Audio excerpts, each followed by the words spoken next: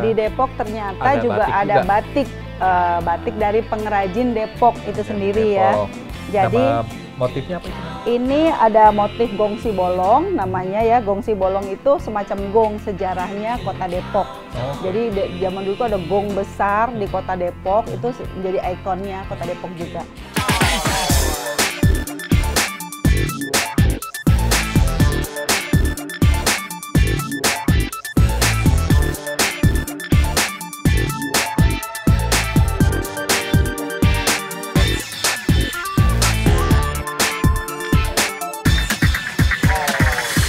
Halo Fashionista, ketemu lagi dengan saya Markus Henry, tentunya di Mix and Match. Nah, kira-kira apa yang akan kita bahas di episode kali ini?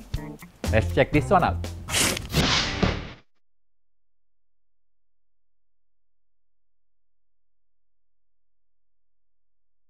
Fashionista, batik sebagai salah satu heritage asli budaya tanah air kerap dijadikan sebagai bahan utama busana pria maupun wanita. Dari beragam batik yang ada, batik sutra menjadi salah satu pilihan. Batik sutra adalah jenis batik premium yang dibuat menggunakan kain sutra yang berasal dari serat kepompong ulat sutra. Karakteristik utamanya adalah teksturnya yang lembut, halus, dan mewah, serta memiliki kesan elegan dan jatuh saat dikenakan. Kain sutra juga dikenal mampu menyerap keringat dengan baik dan memberikan perlindungan dari sinar UV. Kombinasi batik sutra memberikan kesan mewah, elegan, dan eksklusif saat dipakai.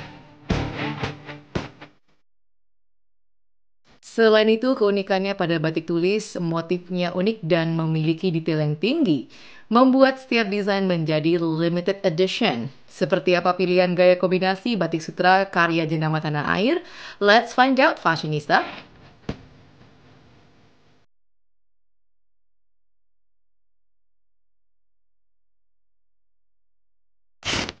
Nah, Fashionista, yang akan kita bahas kali ini adalah koleksi batik sutra yang ditampilkan secara premium.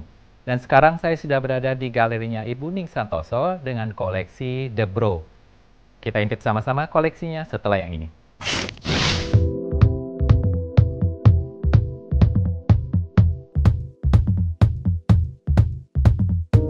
Ya, Fashionista, sekarang saya sudah bersama dengan Mbak Ning Santoso, salah satu owner dari The Cantik dan juga untuk brand prianya The Bro ya.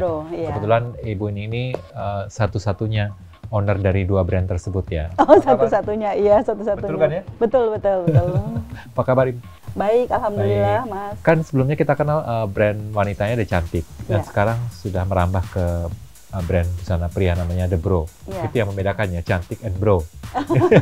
Itu sejak kapan The Bro resmi berdiri?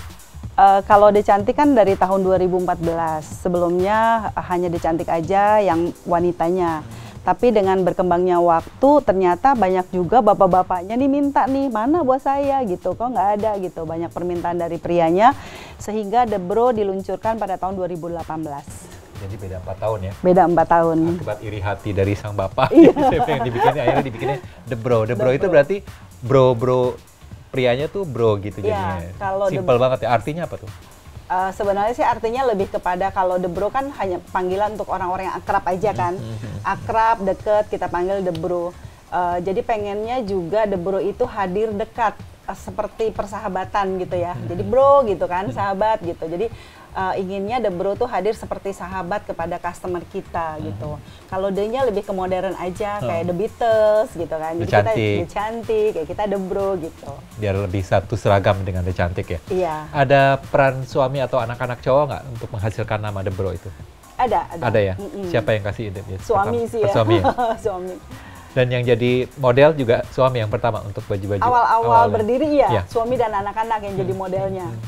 Jadi suami kebetulan kan anak 2 sama suami, jadi yang cowoknya 2 maksudnya. Jadi dia yang suka jadi model-modelnya, pakaiin awalnya, oh ternyata bagus ya, ya udah mereka ikut photoshoot gitu-gitu di awal. Seru-seruan. Jadi memang sudah pas ya antara The Cantik dan The Bro hadir di sini ya. Iya, mudah-mudahan bisa diterima dengan baik. Visi misinya apa? Kalau Untuk khusus yang The Bro.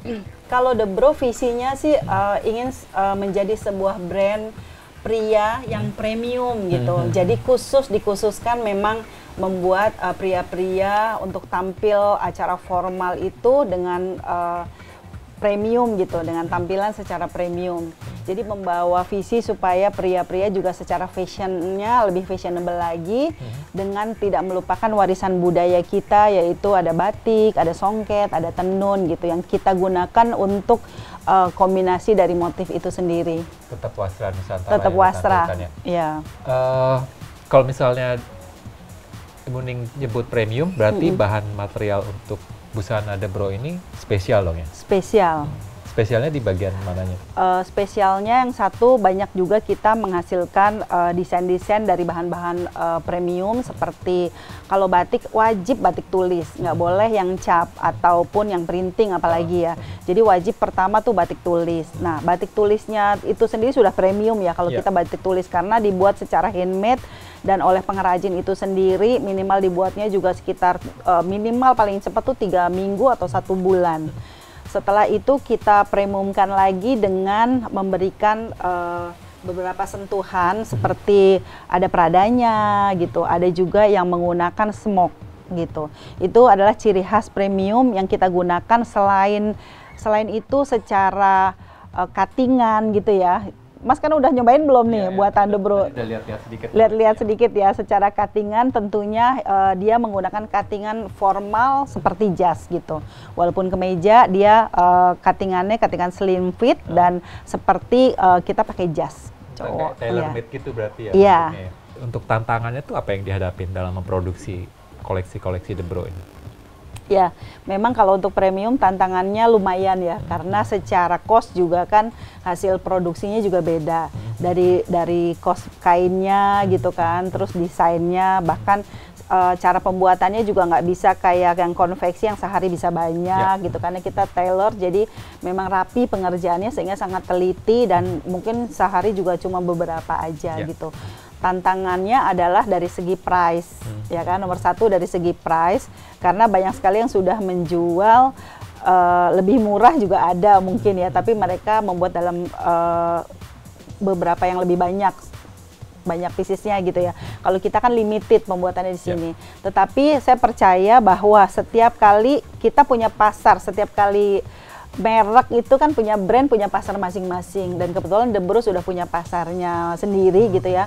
Kebanyakan yang memang orang-orang yang menengah ke atas. Gitu. Untuk tren kain Nusantara sendiri sekarang lebih mengarah kemana trennya?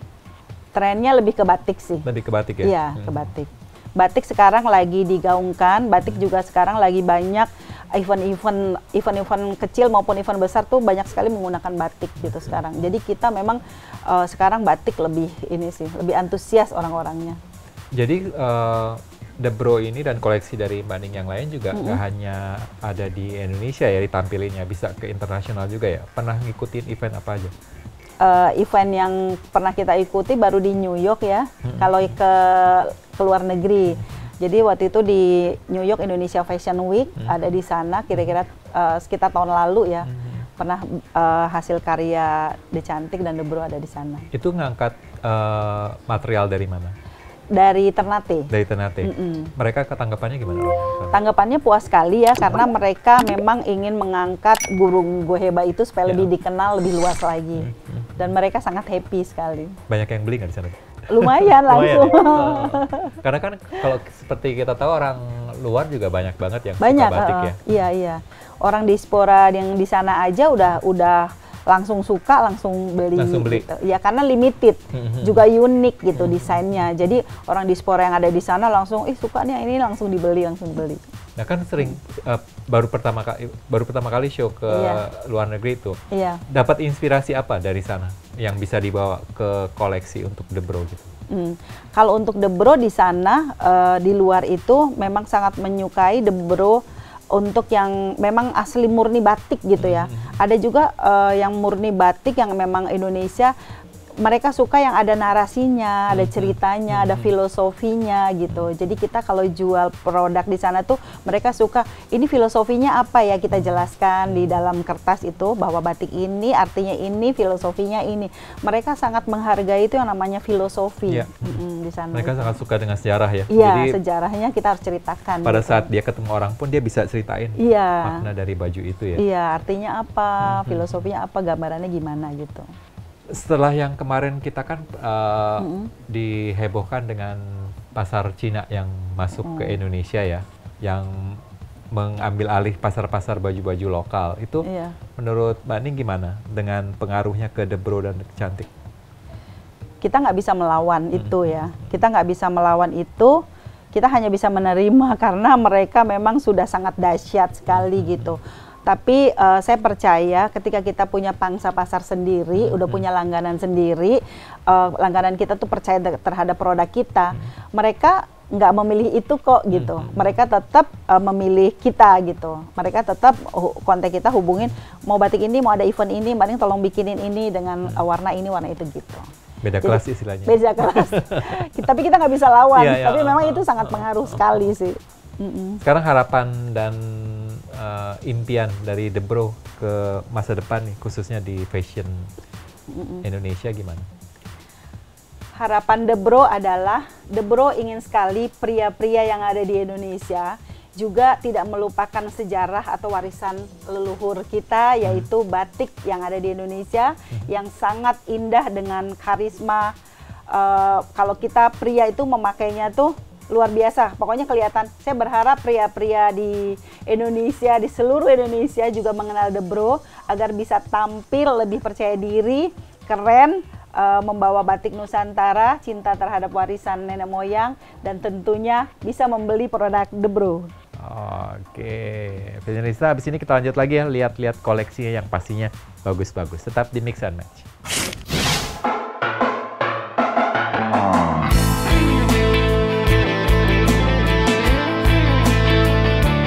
Nah, Fashionista, sekarang waktunya kita ngeliat koleksi dari The Bro ya. Tadi kan udah cerita panjang lebar tentang koleksi materialnya, terus bahan-bahannya juga. Sekarang kita akan lihat bukti nyatanya ya. Di sini. Waduh, di belakang saya juga ada beberapa koleksi. Yang mau diceritain yang mana dulu nih, Bu Ning? Terserah yang mana. Oh ya, ini ya, karena kita kan di daerah Depok. Betul. Tadi sempat cerita di sini ternyata ada. Di Depok ternyata juga ada batik. Batik dari pengrajin Depok itu sendiri Depok. Ya. Jadi nama motifnya apa itu? Ini ada motif gongsi bolong namanya ya. Gongsi bolong itu semacam gong sejarahnya kota Depok. Jadi zaman dulu tuh ada gong besar di kota Depok, itu jadi ikonnya kota Depok juga. Nah, ini ditaruh di sini nih gitu kan, gongnya sama belimbing. Belimbing itu adalah hasil buah-buahan dari yang paling banyak di kota Depok. Itu banyak sekali belimbing. Dan ini juga untuk koleksi yang lumayan premium ya, karena di. Iya, ini temanya batik tugu. Batik tugu. Iya, batik tugu. Batik tugu tuh ada di Depok. Ini tugunya tugu kota Depok. Jadi dibuat dalam bentuk batik. Ini gitu, variasinya tambahannya pakai bahan apa? Bahannya pakai bahan jaguar. Jadi bahan ini menunjukkan sisi premiumnya. Jadi kalau bahan yang biasa kan kesannya kurang premium ya.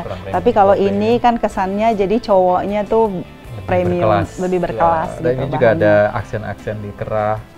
Iya, ada smoke ya, namanya smoke, tapi smoke-nya yang zigzag, jadi bukan yang biasa. Kadang kan orang biasa ya. Jadi kita smoke-nya dibikin manis di area sini, nunjukin kan ini modelnya slim fit ya. Cuttingan kita slim fit, jadi nunjukkan ke body si cowoknya itu kalau pakai ini tuh keren banget. Wih, nambah percaya diri. Percaya diri banget. Dari Depok kita beralih ke yang agak jauh. Wah, langsung ke Ternate ya. Ke Ternate, ini yang tadi motif apa, burung goheba. Jadi saya juga pernah membuat desain dari burung goheba ini. Ini burung goheba ini punya sejarah yang sangat kuat di Ternate. Jadi dia dipercaya oleh orang Ternate sebagai pelindung, simbol pelindung bagi Kesultanan Ternate. Iya. Ini dari depannya yang lebih jelasin lagi tuh. Tuh belakangnya jadi gini burung ya. Berkepala dua. Ini juga burung, lalu ini ada cengkeh palanya karena penghasil di sana adalah cengkeh dan pala, hasil utamanya di sana. Jadi ini kita simbolkan juga cengkeh palanya ada di sini. Jadi supaya mengingat bahwa di Ternate memang sumbernya cengkeh dan pala alamnya itu. Adalah cengkeh dan pala. Kalau misalnya kita pegang nih, Fashionista ini agak sedikit nimbul ya. Iya, perada. Kita bikin perada, tapi peradanya timbul. Jadi kayak sisik burung. Iya. Lebih berkelas lagi. Nah, sekarang dari Ternate kita kemana nih? Oh ya ini. Iya. Ini dari Sulawesi ya. Lobster ya.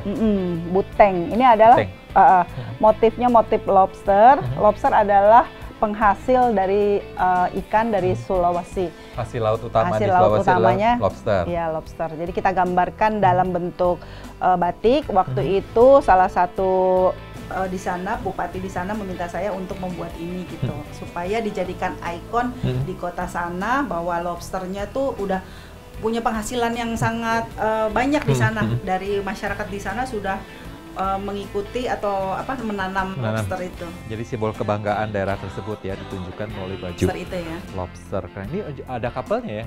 Ada salah ya. kapalnya. Oh iya Mas, ini kita selalu buat Tuh. ada kapelannya. Ini yang buat wanitanya. Jadi untuk bapak pejabat dan ibu pejabat.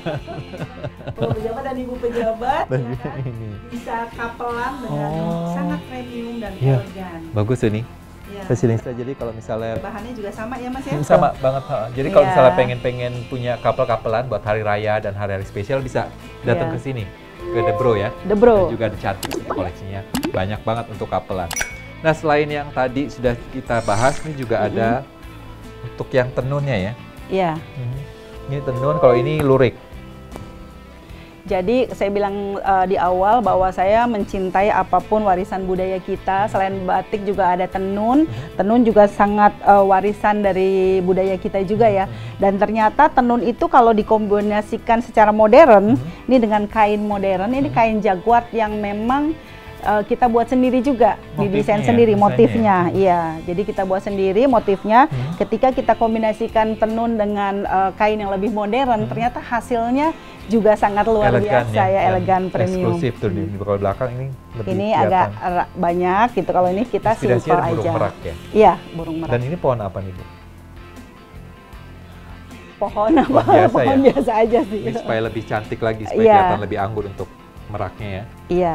Nah, ini juga ternyata selain untuk meja biasa, The Bro juga ada koleksi baju koko. Baju koko. Nah, tentunya untuk tetap melengkapi sisi premiumnya, kita menggunakan kain yang dibordir. Jadi ini sisi ambil dari sisi bordirnya, nunjukin premium. Lalu ada smoke nih hiasan di sini ya. Itu untuk menunjukkan sisi premiumnya. Tuh di ujungnya juga ada smoke. Iya, ada smoke. Ini dari kayak kita sulam gitu ya. Jadi lebih limited edition juga koleksi-koleksinya. Ini kayaknya udah hampir sebagian sudah diceritain. Nanti kita akan pilih 3 koleksi yang akan saya pakai. Ingin tahu seperti apa nanti looknya ya? Tetap di Mix and Match.